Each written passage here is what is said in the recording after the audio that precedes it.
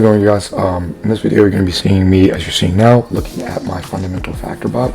So this fundamental factor bot, again, is just something that is based on this idea of looking at the financial statements and the financial ratios of different stocks and deciding based on those financial ratios and, kind of sorting them and deciding who has the best this ratio or that ratio, or combination of ratios, deciding which one to buy and hold.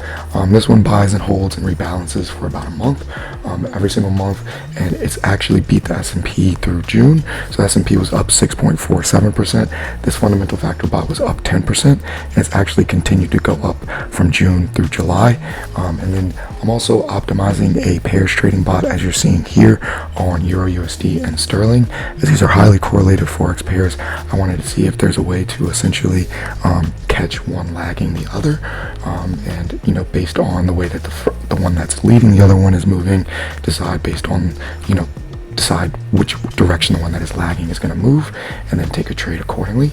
So I'm optimizing that, and the nice part about this one is it actually hit my goal of 0.6% Sharpe ratio over 5 years. So this is actually 0.675% Sharpe ratio over 5 years, and then over 10 years is 0.473%, which is a nice bonus.